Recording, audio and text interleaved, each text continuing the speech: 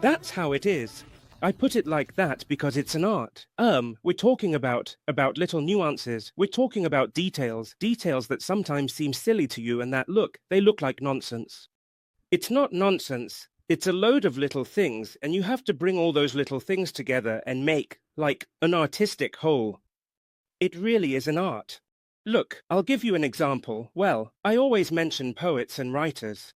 I speak Spanish, and those of you here, I assume you understand Castilian as well, Spanish and Castilian. Right, but the fact that I speak Spanish or Castilian, at least for me, doesn't make me a poet. I'm not a poet, nor even a writer, you know? And yet, even though I use the same words, the same richness of vocabulary that I might have, which isn't much, in my case. If we take a poet or a writer and they use the same language as I do, but that person has abilities, skills, and a sensitivity that I don't have, and they're able to turn, well, a sentence into poetry. I'm not able to do that. So, let's not think that just by saying things to the client, that's enough. No, just as writing things down doesn't make you a poet. So, you have to be meticulous, and the little details when you say things, the way you say them, makes an incredible difference to the client's response. That's what we're going to look at in great detail throughout the day, so you can see just how much these things matter. We'll be looking at it throughout the day, but to give you a specific thing that you can use tomorrow and that I'm sure you, those of you who are here, already use, Not those outside, but those of you here do, They're what are called, conditionals. Conditionals. Do you use conditionals? Conditionals like when you say to the client, "It would be good if you started using the lotion in the mornings. It would be a good idea for you to use one cream in the morning and another at night, at least for a while until your skin." That would be good. It would be a good idea. I know you don't use this because you are true professionals. So, you don't use the conditional. I'm going to make a comment about the conditional so you can see the effect it has. Do any of you like dogs? Do you have dogs? Do you know about dogs? Anyone? You know what a dog is, right? A dog. Those of you who like dogs, do you know Cesar Millan? The dog whisperer. The guy is a genius. Honestly, this guy is amazing. I mean, you see Cesar Millan's programs on TV, where there's a dog they're trying to tame, trying to teach. Toby, Toby, Toby, Toby.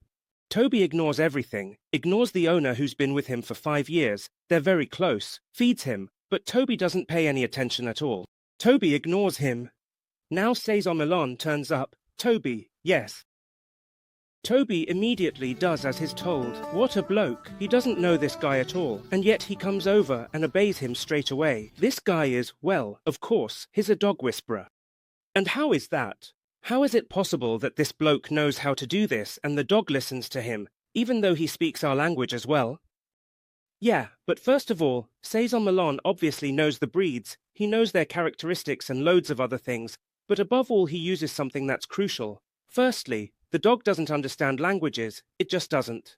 So, no matter how much you explain to the dog that it has to come here, it won't come here. But the dog understands energy, and people also understand energy.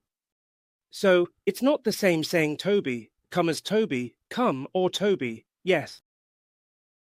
Of course, if the dog senses any doubt when you give a command, it does nothing, it doesn't understand.